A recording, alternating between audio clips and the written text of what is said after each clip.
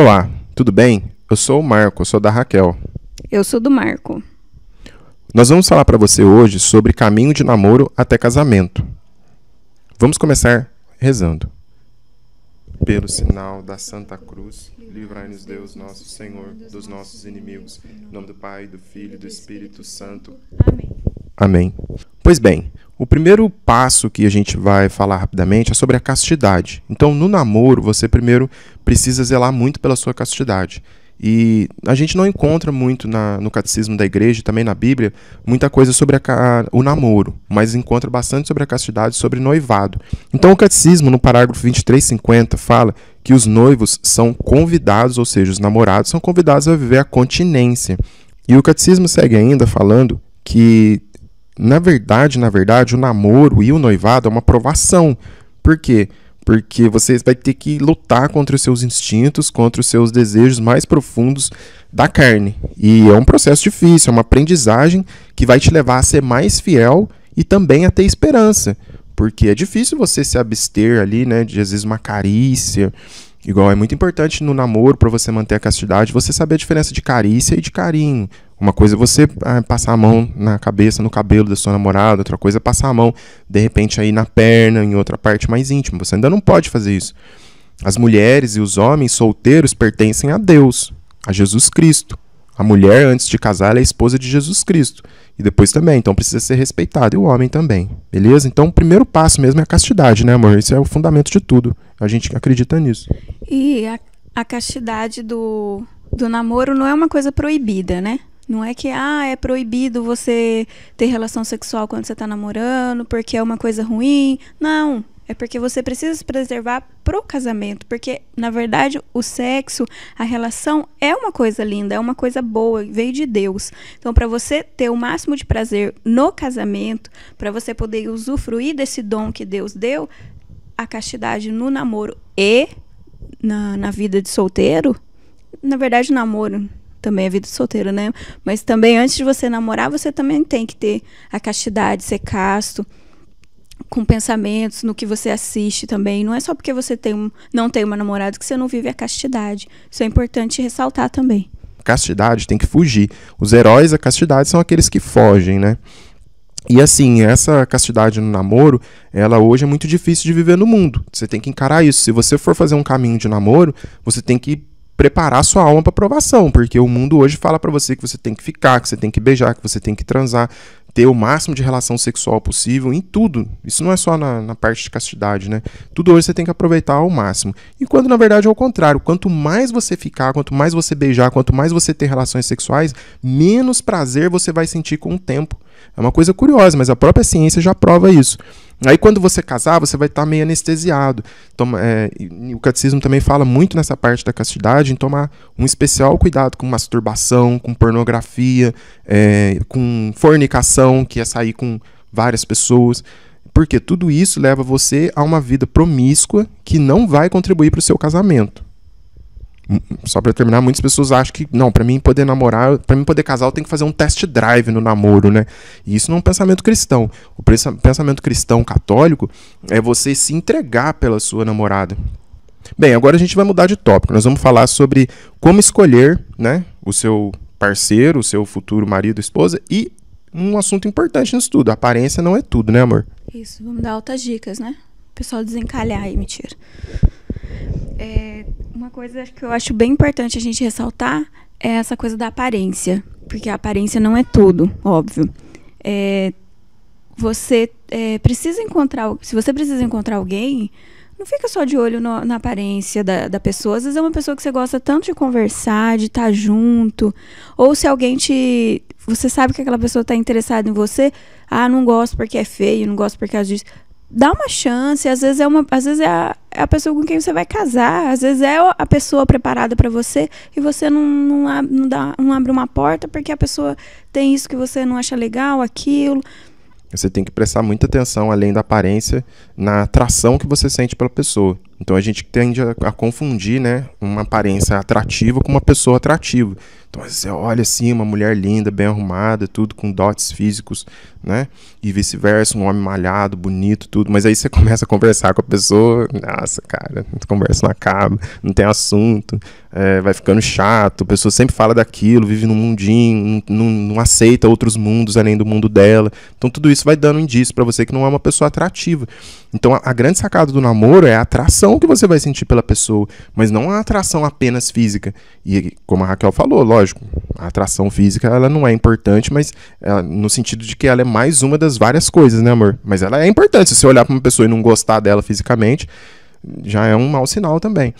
Mas digamos que é uma pessoa que não te incomoda fisicamente. Isso é legal. Uma pessoa interessante fisicamente, tudo. É importante esse lado também. Mas não é o único lado. Bem, vamos seguir aqui falando um pouco de nós. Na questão da escolha. A minha parte, como que eu escolhi ela?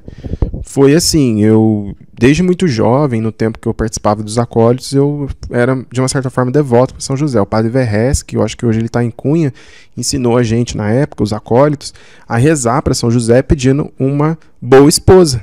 E assim, eu rezei e comecei a pedir, sempre nas minhas orações, na hora de dormir, por muitos anos. A única oração que eu pratiquei na vida foi na hora de dormir. E é uma oração importante, né? Às vezes a gente brinca, mas aí eu ajoelhava, rezava e pedia para São José conseguir uma boa... como que eu falava? São José, dai-me uma esposa bela e sensata. Era assim que eu pedi. E essa oração eu acredito que fez muita diferença. Você recebeu? Ah, claro. Opa! E aí eu acredito que fez diferença porque agora eu venho notando, depois que passam os anos, que você vê os resultados. E o que aconteceu? Num dia eu estava em casa e eu estava meio triste e tal, eu escutei uma conhecida em comum nossa comentando sobre ela, que tinha chegado de Campinas, tudo. Aí eu senti no meu coração a vontade de conhecer ela. E naquela hora eu me entreguei e falei, Jesus, eu já estava com 22 ou 23 anos, nunca tinha tido uma namorada, porque eu nunca tive muito interesse em namoro mesmo. O pessoal brincava até que eu ia ser padre, né? Mas eu, dentro do meu coração, eu sabia que eu ia casar, só que eu não queria tão cedo na vida, com 18, 19 anos. Mas eu já estava com 23, aí 22, se eu não me engano, eu pensei, não, eu vou conhecer essa moça e se ela for legal a gente namora. Eu pensei assim, que seja feita a sua vontade, Senhor, não a minha, né? E como eu não conheço ela, eu vou dar esse tiro no escuro e vou colocar em suas mãos.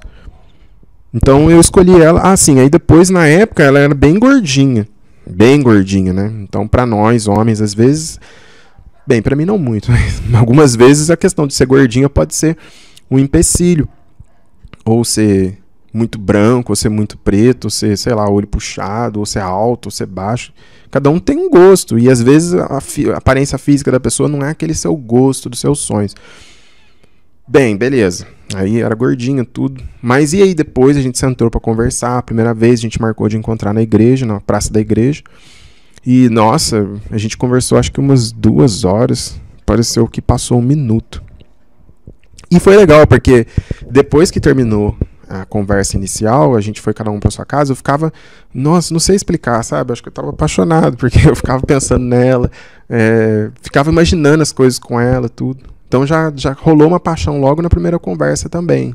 Você marcou um encontro e eu fui também, né? Porque às vezes a gente fica, eu quero um namorado, uma namorada, mas não sai de casa, não vai a lugar nenhum. Você tem que sair, você tem que ficar de olho, você tem que ser ativo, mandar um convite, vamos tomar um sorvete, comer um lanche, vamos passear, vamos no cinema, se bem que o cinema não é muito legal, que não dá pra conversar, né? Mas vamos numa praça, vamos se conhecer e quando você receber um convite assim também e conhecer a pessoa, na pior das hipóteses você vai você vai conseguir um amigo, uma amiga, você vai conhecer uma pessoa nova. Então acho legal também você não ficar ali estagnado. A gente escuta bastante falar que namoro é sério, né? Namoro não é pra brincar.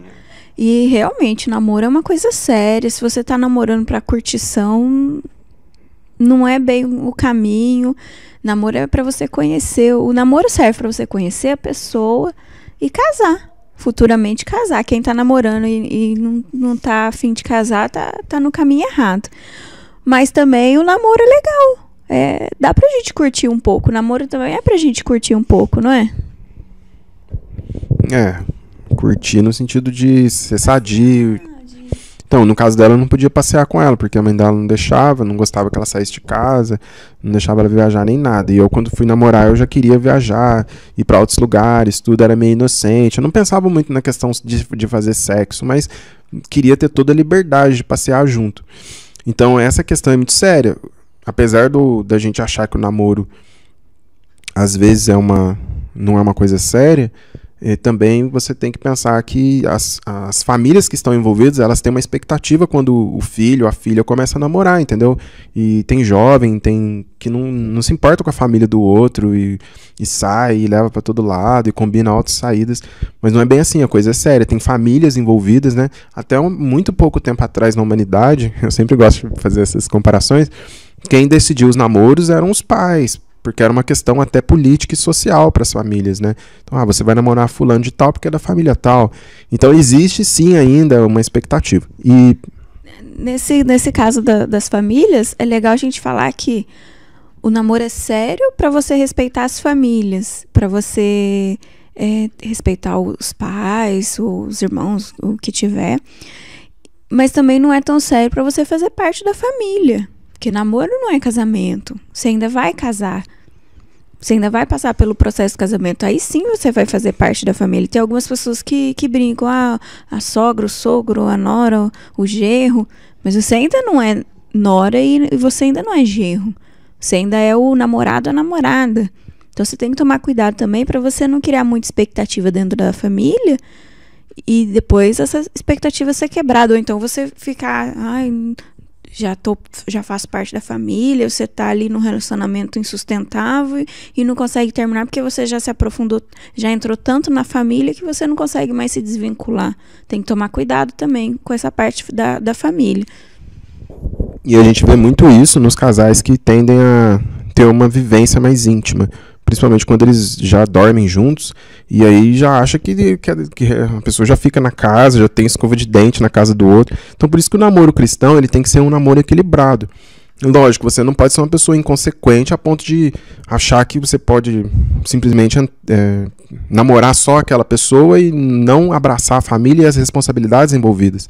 Mas também você não pode achar que porque você namora ela, você faz parte da família dela, né?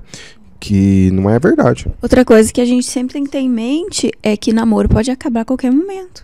O namoro, sim. Ele pode chegar ao fim. Isso é muito importante, olha.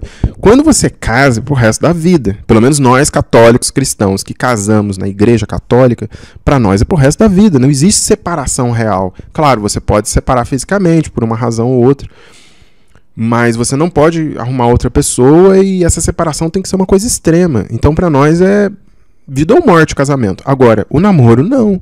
O namoro, você tem total liberdade para chegar na pessoa e falar, olha, eu queria dar um tempo, ou vamos pensar melhor, eu não tô muito pronto nesse momento para seguir com o namoro. Você tem essa liberdade, às vezes parece que não, né? Porque tem gente que é muito possessivo. No começo, muito difícil, né? Mas depois a gente, se a decisão foi coerente, depois a gente vê que foi a decisão correta.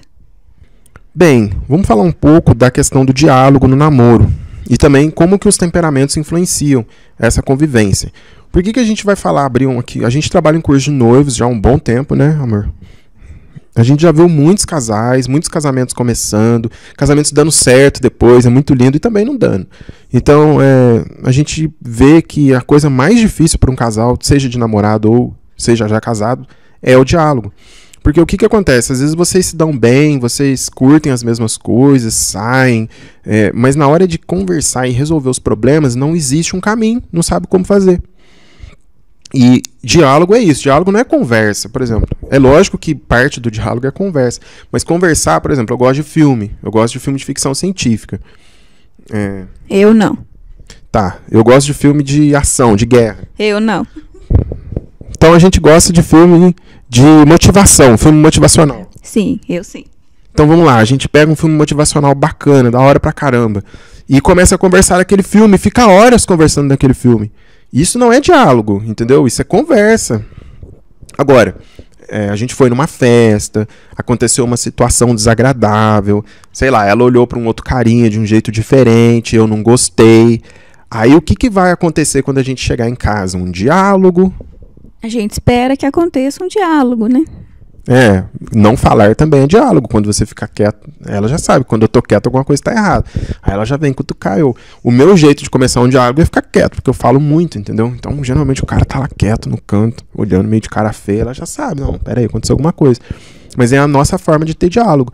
Vocês, olha, claro, por que não você? Às vezes você tem um namorado, mas cada pessoa precisa encontrar a sua forma de dialogar com o outro. Tem gente que você vai chegar e falar, o que está acontecendo? A pessoa, não está acontecendo nada, mas está acontecendo, sabe? Você está sentindo. Isso também é diálogo, escuta. Não, a pessoa está diferente, aconteceu alguma coisa. Tem gente que vai atropelando tudo. Não, tá tudo bem, deixa. A pessoa que se vire com o sentimento dela, não é assim. A gente já viu vários relacionamentos lindos terminarem por falta de diálogo. O diálogo é a chave do sucesso. Muito sofrido também quando não tem diálogo. E às vezes não termina um relacionamento, mas fica um relacionamento muito sofrido. Pronto. E você saber o temperamento do seu parceiro, que fala? Namorado? Seu namorado, namorada? Namorado, né? Namorado, namorada é o segredo. É o tchan do negócio, para você conseguir conversar com ele, com ela, de uma forma eficaz. Por que a gente está falando de temperamentos? Porque, por exemplo, aqui, no caso, nós somos quentes, nós somos de temperamentos quentes. Então, eu sei que se eu chegar no Marco de uma forma mais explosiva, de uma forma mais ventando, o diálogo não vai para frente. Então eu tenho que chegar de uma forma mais mansa, de uma forma mais delicada, tenho que contornar às vezes o assunto. Por quê? Porque eu já... E a Maria Rita? Maria Rita, gente, um minuto. Ela foi lá ver a Maria Rita, tá falando então da questão do temperamento quente. Com ela, no meu caso, é assim também, ela é quente, então eu tenho que chegar de um jeito menos... Mas ela é vento, porque ela é sanguínea, eu sou colérico, ela é sanguínea, então eu preciso chegar de um jeito que, por exemplo, para você entender, às vezes ela fala, acontece uma coisa grave, aí eu preciso chegar e falar assim, amor, olha só, eu sofri aconteceu uma coisa comigo, eu tô bem, sofri um pequeno acidente, aí quando eu mostro eu tenho um furo na mão, ela, meu Deus do céu, você falou que foi um pequeno acidente, sua mão tem um furo. Quer dizer, isso tudo é a forma como a gente tem de se expor, de se expressar. Então, prestar atenção muito nisso, nessa questão do temperamento. Oi, filha. Fala oi, filha, pro pessoal do Jovisa. Mas é isso. Sobre os temperamentos que você está falando ainda, sobre os temperamentos ainda, é legal você também conhecer o temperamento, não só para o diálogo, mas também você saber por que aquela pessoa não é tão proativa, por que aquela pessoa fica muito na dela, ou então por que aquela pessoa é muito ativa, gosta muito de dar opinião, é muito explosiva. Você vai conseguir contornar ali e ver, identificar por que daquilo, por que daquela reação, por que daquela situação a pessoa agiu daquela forma. E você vê, às vezes você evita conflitos, conflitos que poderiam ter sido evitados, às vezes uma palavra, alguma coisa que pode ser feita ali na hora, que você não entendeu, às vezes é o temperamento da pessoa que está destemperada e saiu do controle. Concluindo então esse pequeno vídeo, a gente agradece a Deus pela sua atenção, vamos rezar uma Ave Maria pelo seu caminho de namoro até o casamento e pelas intenções de Deus que Ele tem no coração dele já para você aí. Busque entender que intenção é essa e que se você se sentiu motivado a seguir nesse tipo de relacionamento, vai fundo, reza e pede para Deus te mostrar o caminho.